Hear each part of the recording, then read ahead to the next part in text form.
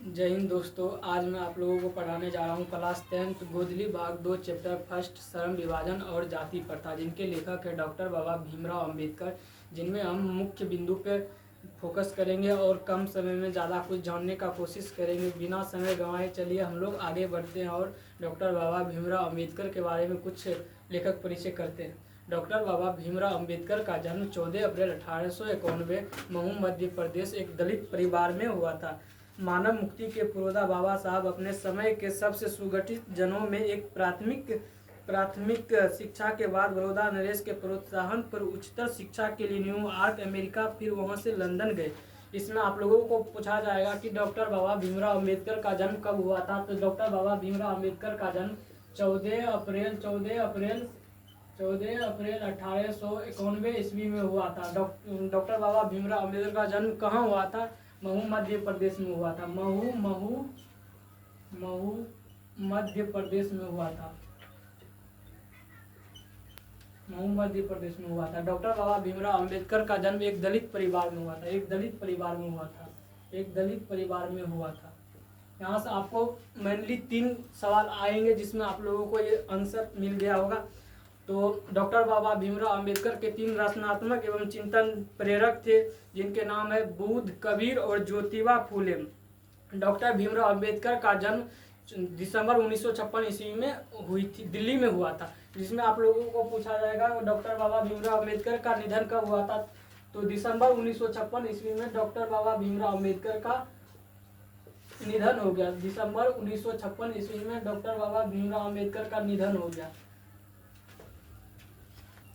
बिना समय गंवाए चलिए हम लोग आगे बढ़ते हैं और कुछ जानते हैं। डॉक्टर बाबा भीमराव अंबेडकर के कुछ प्रमुख कृतियाँ थे, जिनके नाम है the caste in India, the caste in India in mechanism,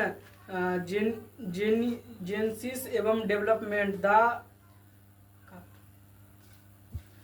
the untouchables, who are Sudraj, Buddhism and Communism, Buddha and his Dhamma, thoughts and linguistic status, the rise and fall of the Hindu women। ये बाबा भीमराव अंबेडकर के कुछ प्रमुख कृतियाँ हैं, जिनमें आप लोगों को पूछा जाएगा कि कौन कौन से हैं, जो आप लोगों को बता देना है। डॉक्टर बाबा भीमराव अंबेडकर की ये प्रमुख कृतियाँ हैं।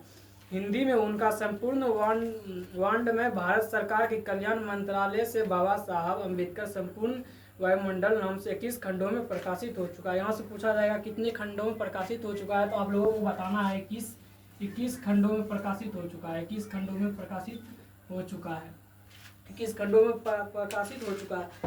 यह प्रस्तुत पाठ बाबा साहब विख्यात भाषण एनिहिलेशन ऑफ कास्ट से लिया गया है। यह प्रस्तुत पाठ जो है श्रम विभाजन और जाति प्रथा, ये एनिहिलेशन ऑफ कास्ट से लिया गया।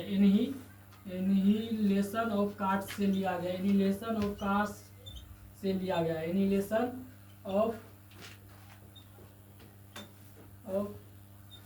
कास्ट से लिया गया है। एनिहिलेशन ऑफ कास्ट से लिया गया है,